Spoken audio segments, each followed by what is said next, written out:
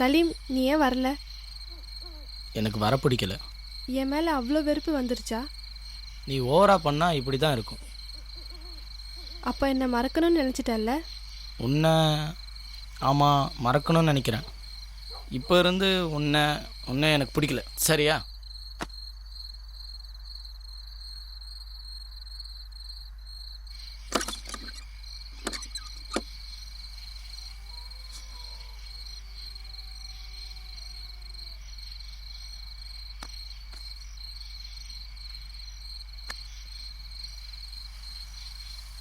ஏன் வந்துட்ட என்ன அவகிட்ட விட்டுட்டு? உன் மேலே அவளுக்கு அவ்வளோ இஷ்டம் இல்லைனா சொந்த பந்தங்களை விட்டுட்டு இந்த அர்த்தத்தில் அவையே உன்னை தேடி வரணும். எனக்கு அவள் தேவையில்லை. அவளுக்காக நீ பட்ட கஷ்டம் உனக்கு ஞாபகம் வரலையா? அதுக்கு அவளுக்கும் அதே ஆசை இருக்காதா? பாவம், சும்மா இருந்தவளை மனசு கெடுத்து ஆசையை காட்டி இப்படி ஒதுக்கி வைக்கிறது தப்பு இல்லையா? இங்கே பாரு, நீ கோவப்படாத. அவளுக்கு முன்னாடியே சொல்லியிருக்கேன், எப்போவுமே என் மனசு ஒரே இடத்துல இருக்காதுன்னு. காதலானாலும் காமமானாலும் கண்ணில் போடுற மை மாதிரி. மை இருக்கிற வரைக்கும் கண் அழகாக தான் தெரியும். கண்ணீர் விட்டு மை அழிஞ்ச கண்ணை பார்க்கும்பொழுது கன்றாவியாக இருக்கும். அவள் கேட்டா தானே இதெல்லாம் எதுக்கு? அவள் கூட இருக்கிறதுக்கு எனக்கு இஷ்டம் இல்லை. இன்னொரு தடவை அவள் இங்கே வந்தால் அடித்து துரத்திடுவேன். அவளுக்கு வெக்கமான எதுவுமே இல்லை. பொண்ணுங்க மனசை புரிஞ்சிக்க தெரியாதவன். 5 நிமிஷம் சுகத்துக்காக ஆசைப்படுற இவனை நம்பி கட்டின புருஷனை விட்டுட்டு இவ்வளோ தூரம் வந்திருக்கீங்களே. இவன் உங்க கூட கடைசி வரைக்கும் இருப்பான்னு எப்படி நம்புறீங்க? இந்தாங்க வச்சுக்கோங்க உங்க நகைய. இதுக்காகலாம் அவன் கூட இருக்க முடியாது. உங்க மனசை நான் புரிஞ்சுக்கிட்டேன். என் காதலை விட நீங்க அவன் மேல வச்சிருக்க காதல் தான் பெருசுன்னு இவனுக்கு எப்போ புரிய போதோ அது கடவுளுக்கு தான் தெரியும்.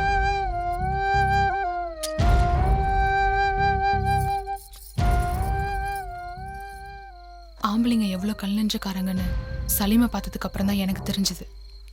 இப்போ சலீமுக்கு என் மேலே இருக்கிற பாசம் நிரந்தரமாக இருக்குமான்னு சந்தேகமாக இருக்கு. இல்லை எனக்கும் இதே மாதிரி நிலைமை வந்துருமோன்னு பயமாகவும் இருக்கு.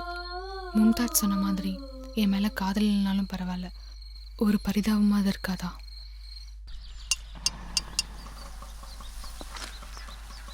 சமீர் போய் பேசு. சலீம் வந்திருக்கான் உன்னை பார்க்கறதுக்கு தான்.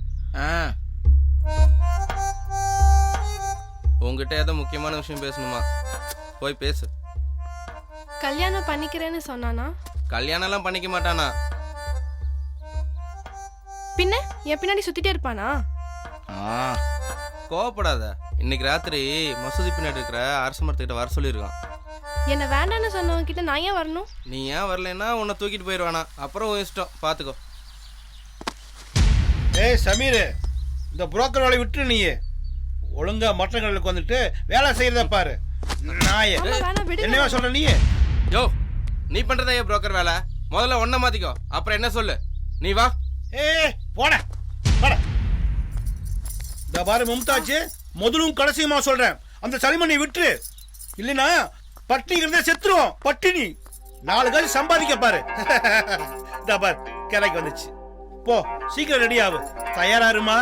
போ பார்த்து போ.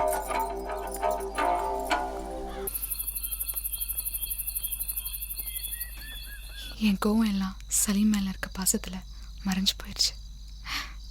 இவ்வளோ நாளாக எனக்கு சந்தோஷத்தை கொடுத்த சலீமுக்கு நான் ஏதாச்சும் பண்ணணுன்னு ஆசைப்பட்டேன். அந்த மும்தாஜோடு இருக்கிறது தான் இவருக்கு சந்தோஷம்னா நான் எதையும் விட்டு கொடுக்க தயாராக இருக்கேன். இனி எப்பயுமே சலீமை கோவத்தில் கூட திட்டக்கூடாதுன்னு முடிவு பண்ணிட்டேன்.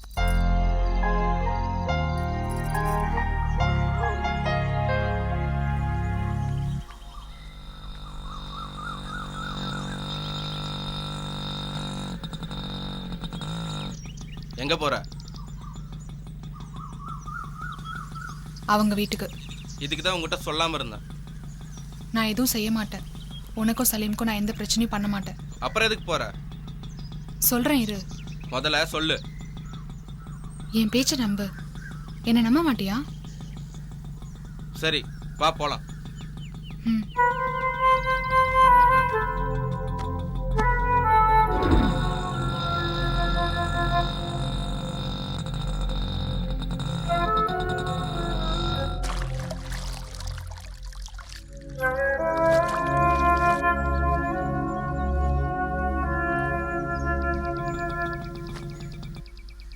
மும்தாஜ், கடகடன்னு வேலையை முடிக்கிற வழியை பாரு. இதே வேலையா இருந்தா மற்ற வேலையில எப்போ பார்க்கறது? உள்ள வாமா. மும்தாஜ், என்ன சமீர்? இந்த புள்ள உன்னை பார்க்க வந்திருக்கு. ம் வாங்க பரவாயில்லங்க. உட்காருங்க.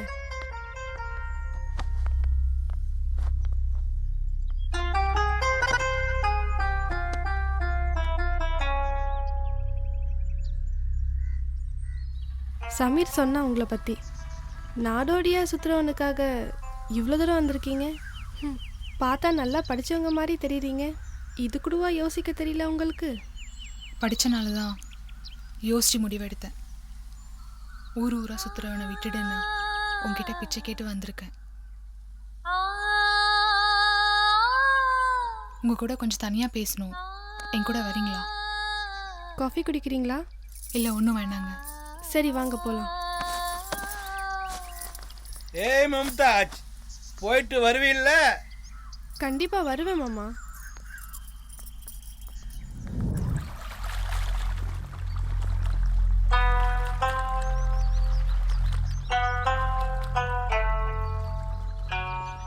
சலீம் என்னை மட்டும்தான் மனசார விரும்புகிறாருன்னு நினச்சிட்டு இருந்தேன். நான் இல்லாமல் இன்னொருத்தவங்க இருக்காங்கன்னு இப்போ தான் தெரிஞ்சுது. அவர் எப்படிப்பட்ட ஆளுன்னு தெரியுமா? அவர் எப்படிப்பட்டவர்னு தெரியாது, ஆனால் எனக்காக உயிரே கொடுப்பாரு. அவன் கல்யாணம் பண்ணிக்க மாட்டான். அவரை பற்றி தெரிஞ்ச மாதிரி பேசுகிறீங்க. எவ்வளோ நாளாக தெரியும்? நான் பெரிய மனுஷி ஆனதும் எனக்கு முதல்ல முத்தம் கொடுத்தது அவன்தான். அந்த நிமிஷங்களை மறக்கிறதுக்கு ரொம்ப கஷ்டமாக இருக்குது. மறக்க முடியாத அளவுக்கு அவரை மனசில் வச்சிருக்க அவர் ஆசையை தீர்க்க முடியாதா? அது மறக்கக்கூடிய ஆசை இல்லை, என் வாழ்நாள் பூரா இதயத்தை குத்தி கிழிக்கிற காயம். உங்கள் அளவுக்கு படிப்பறிவு இல்லாதவனா? மனசுக்கு பிடிச்சவனுக்கு சுகமும் சந்தோஷமும் கொடுக்கணும்னா படிப்பு அறிவும் தேவையில்லை. உங்களை மாதிரி அவன் கூட இருக்கணும்னு நினைக்கல.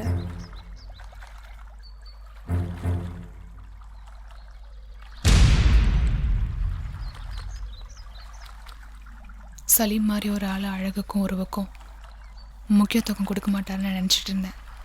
இல்லைனா அவருக்காக உயிரை கொடுக்குற பொண்ணாக இருக்கணும்னு நான் நினச்சேன். உங்களை பார்த்ததுக்கு அப்புறம் தான் நான் என் முடிவை மாற்றிக்கிட்டேன்.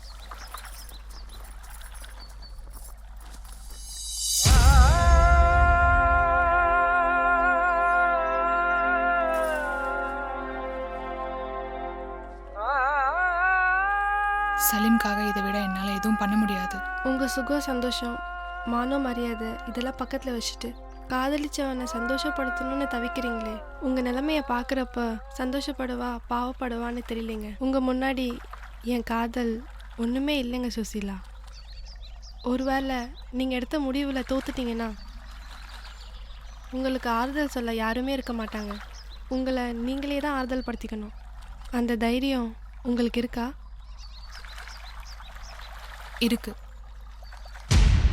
இருக்க முடியும்.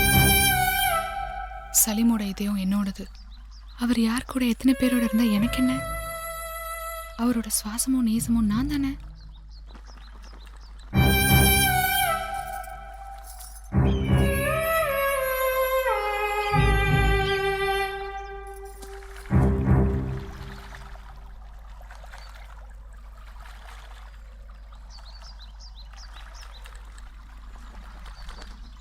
கடைசியாக அவங்க பேசினதில் எந்த எதிர்ப்பும் இல்லைன்னு தெரிஞ்சிருச்சு.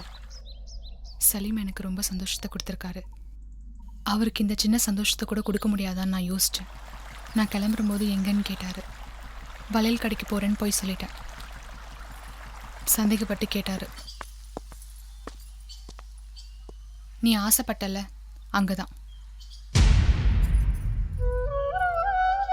யார் சொன்னா? உனக்கு எப்படி தெரியும்?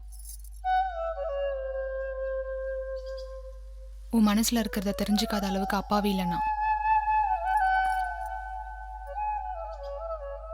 நீ சொல்லலைன்றதுக்காக வருத்தப்படல. எப்படியோ தெரிஞ்சது. அதுக்கு தான் மனசில் சின்ன கஷ்டமாக இருந்தது. என்ன வேணுன்றத கேட்கறதுக்கு முன்னாடியே கொண்டு வந்துடுறேன். நான் ஆசைப்பட்டது எல்லாத்தையும் நீ நிறைவேற்றுற. எந்த பொண்ணும் செய்ய முடியாத காரியத்தை நீ செய்கிற. உன்னால் எப்படி முடியுது? காதல் கற்றுக் கொடுக்கும் காதலனுக்காக சுயநலமாக எப்படி யோசிக்கணும்னு.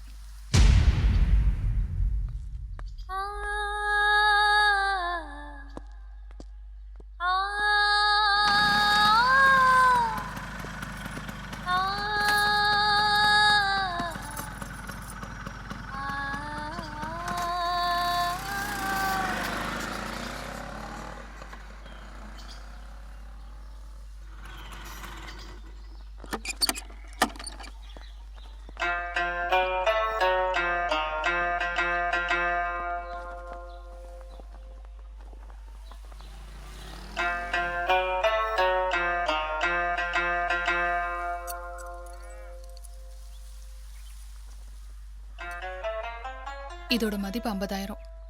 இன்னும் வேணும்னாலும் நான் உங்களுக்கு தரேன். எனக்கு கொஞ்சம் டைம் வேணும்.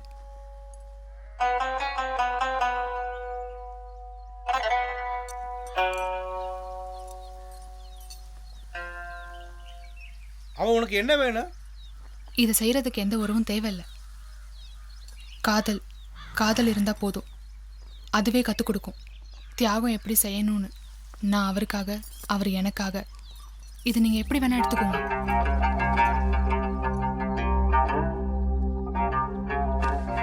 ஏய் மும்தாஜ், நான் கொஞ்சம் வெளியே போயிட்டு வரேன். சலீம் வந்திருக்கான். தங்கமான பொண்ணு கிடைச்சிருக்கு இந்த பிச்சைக்கார நாய்க்கு. தூத்தேரிக்கு பார்த்து அனுப்பி உன.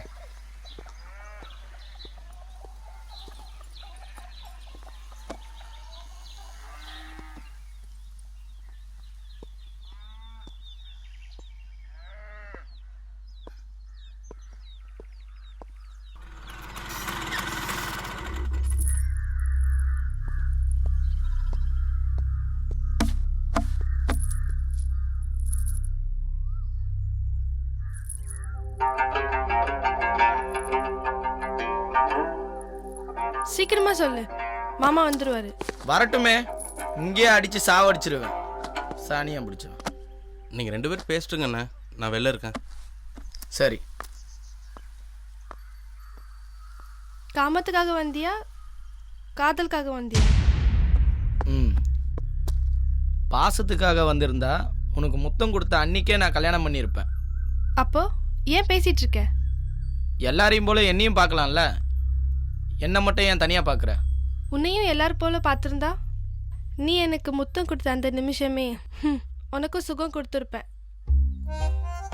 உனக்காக மண் வளையல் வாங்கிட்டு வந்திருக்கேன் பாண்டி பஜார்லேருந்து. நீயே என் கூட இல்லாதப்போ இதெல்லாம் எதுக்கு? உன்னை கல்யாணம் பண்ணியிருந்தா இந்த பாசம் கூட இருந்திருக்காது. புரிஞ்சுதா? வச்சுக்க.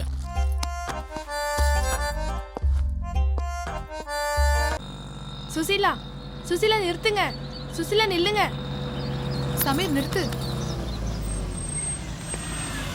சுசீலா, எப்படி இருக்கீங்க? நல்லா இருக்கு. நீங்க? நல்லா இருக்கேன். வீட்டுக்கு தானே போறீங்க? வாங்க கார்ல பேசிட்டே போலாம். பரவாயில்ல, நாங்கள் 2 பேரும் போய்க்கிறோம். உங்க கூட கொஞ்சம் பேசணும். வந்தீங்கன்னா பேசிட்டே போலாம். சரி வாங்க. தேங்க்ஸ். எதுக்கு?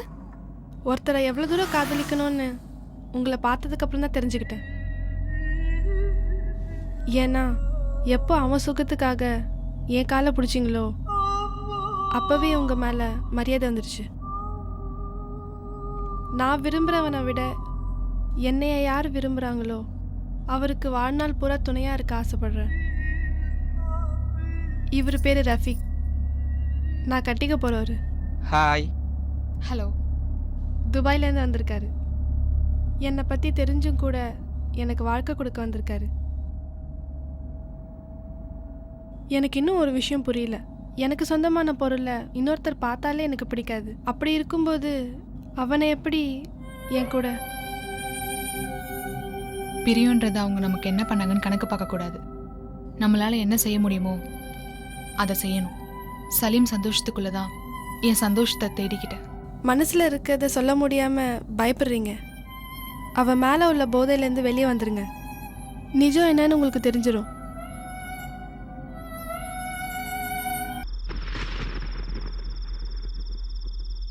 நீ மாற மாட்டியா?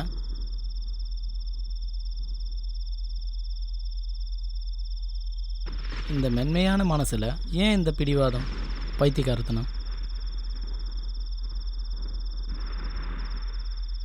இது பிடிவாதம் இல்லை, புள்ள மேல தாய்க்கு இருக்கிற பாசம்.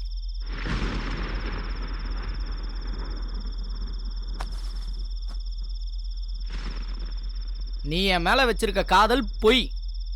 நீ என்னை சாக சொன்னாலும், என் உடம்புல இருக்க ரத்தத்தை சிந்த சொன்னாலும், ஏன் எங்கள் அப்பாவை கொலை செய்ய சொன்னாலும் செஞ்சிருவேன். எனக்காக இதை செய்ய மாட்டியா? என்னை வெறுப்பேத்தி விலகலான்னு பார்க்குறல்ல, அவ்வளோதானே? நீ என்ன சொன்னாலும் என் மனசு மாறாது சலீம். நான் போகிறேன்.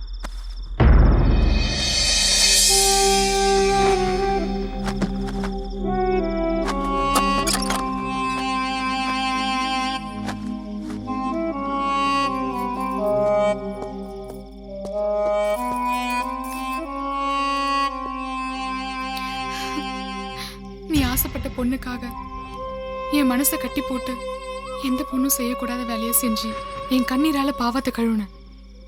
இது காதல் இல்லையா? அது எல்லாமே பொய்யா? நீ மும்தாஜ் கூட இருக்கும் போது என் மனசு எந்த அளவுக்கு துடிச்சிருக்குன்னு என்னைக்காவது யோசிச்சு பாத்தியா? என் வாழ்க்கையில மறக்க முடியாத சந்தோஷத்தை கொடுத்த, உனக்காக சிரிச்சேன், அழுதேன். உன் சுகத்திலையும் சந்தோஷத்திலையும் பங்கு போட்டேன். கடைசியா இப்ப 3 பேர் ஆயிட்டோம். எங்க 2 பேரையும் அனாதையா விட்டு போறேன்றியே. இதான் காதலா? இதான் நீ எதிர்பார்த்த காதலா? சலீம் நில்லு. கண்ணுக்கு தெரிஞ்சதெல்லாம் பொய்ன்னு நினைச்சேன், கண்ணுக்கு தெரியாததெல்லாம் உண்மைன்னு நம்பினேன். நீ எனக்கு துணையா இருப்பேன்னு உறுதியா இருந்த. தயவு செஞ்சு என்னை விட்டுட்டு எங்கேயும் போயிடாத சலீம். உன்கிட்ட தான் சொல்றேன், என்னை விட்டுட்டு போயிடாத. போகாம என்ன பண்ண சொல்ற? நீ இல்லாம என்னால இங்க இருக்க முடியாது. உனக்கு என்ன வேணும்னாலும் சமீர் பார்த்துப்பான். இதான் உன் முடிவா? ஆமா.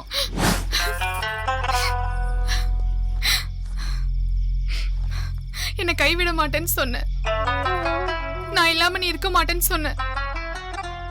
இவ்வளவு நாள் என் கூட இருந்துட்டு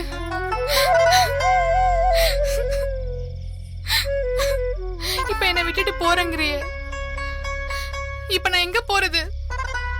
எனக்கு பதில் சொல்லு, நான் கேக்குறேன்ல.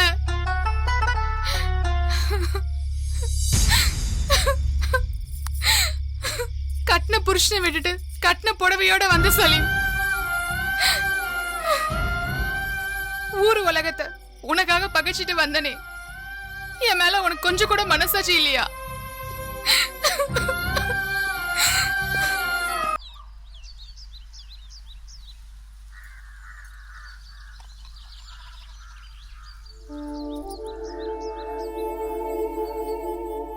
என்னாச்சு சுசீலா? ஏன் இப்படி இருக்க? என்னாச்சு சொல்லு. இருட்டறைக்குள்ள இருந்த என்ன ஒரு வழி போக்க வா வெளிச்சத்தை காட்டுறேன்னு சொல்லி என் கையை பிடிச்சி கூட்டிட்டு வந்தான்.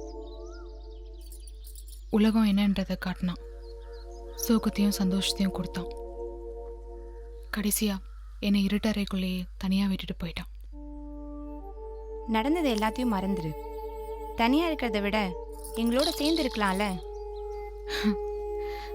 தனியா இருக்கிறது பழக்கம் இல்லைனாலும் ஒரு சில நேரத்துல பழக்கப்படுத்திக்கணும். பொண்ணுங்க கஷ்டப்படுறதுக்காக தான் கடவுள் நம்மளை படைச்சிருக்காரு. ஆம்பளைங்களுக்கு சுகத்தை கொடுத்துட்டு பொண்ணுங்களுக்கு மட்டும் பிள்ளைய பெற்றுக்கணும், வளர்க்கணும், கல்யாணம் பண்ணி வைக்கணும். நமக்கு ஒரு வழியே இல்லை. அக்கா நீ கொஞ்சம் சும்மா இருக்கியா? எங்கள் அக்காவுக்கு வாழ்க்கையை பற்றின ப்ராக்டிக் நாலேஜ் ரொம்ப அதிகம். உங்களை மாதிரி யாரோ ஒருத்தர் கூட உட்காந்தா போதுமே, அவள் கவலை கஷ்டம் கண்ணீர்னு புலம்ப ஆரம்பிச்சிருவாங்க. இதெல்லாம் பரவாயில்ல, பொம்பளையா பிறக்கிறதே தப்புன்றுவாங்க. நீங்கள் வாங்க கிளம்புவோம். அவங்க இப்போதானே வந்திருக்காங்க, சாயங்காலம் போட்டுண்டா. பரவாயில்லைங்க, இன்னொரு நாள் வரும்போது 4-5 நாள் இருக்கிறேன். பொழுது போயிடுச்சுன்னா வீட்டுக்கு போகிறது கஷ்டம். பாரு, என் வீட்டுக்கு எப்போ வேணா நீ வரலாம், எப்போ வேணா போகலாம். உனக்கு ஏதாவது கஷ்டம் வந்தா இந்த ரஜியா இருக்கேன், மறந்துடாத சரியா? கண்டிப்பாங்க. போயிட்டு வரேன். ம். சரி.